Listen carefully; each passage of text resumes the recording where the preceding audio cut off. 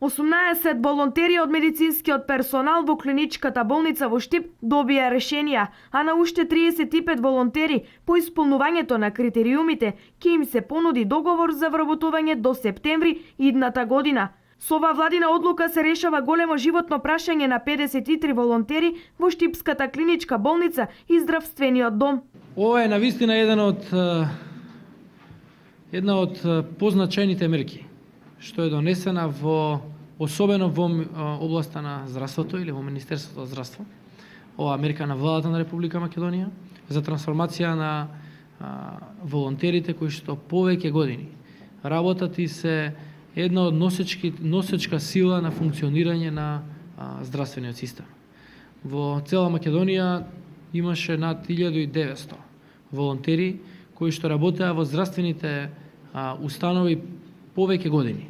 Сакам искрено да ви честитам на сите и да ви се заблагодарам, посебно затоа што во такви услови не сте се откажале од работата во клиничката болница во Штип, под услови на помали приходи, несигурно работно место, сте биле рамо до рамо со здравствените работници кои што работеле и биле вработени во редовен работен однос, но денеска се заокружува и тој процес и на сите сакам искрено и од срце да ви го честитам вработувањето. Среќата на волонтерите не можеше да не се забележи. За нив ова е решавање на големо прашање за екзистенција. Некои од нив волонтирале и по 10-15, а најстариот волонтер дури 19 години го чекаше овој ден. Се викам Силвана Веселинова, медицинска сестра, завршена 90-та година. Волонтер бев неполни 2 години. Сега го добив решението кој ќе гласи од 1.12.2015 година. Многу сум среќна. Ова е многу важен ден во мојот живот, затоа што успеав на крај да дојдам до она што за цел живот се борев. Една од најголемите екзистенцијални животни прашања, тоа се среќа или несреќа.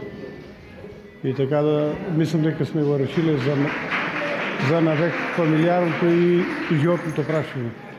Многу им благодарам на моменталната власт, на Министерството за здравство. Постапката на добивање ќе се спроведува во 3 сегменти. Идејата е да одиме во 3 сегменти, како што е тоа предвидено, во 3 дела, како што е тоа предвидено со законот. Првата група се од сите трансформации се 18 лица, втората група се исто така 18 и третата се, мислам, 17.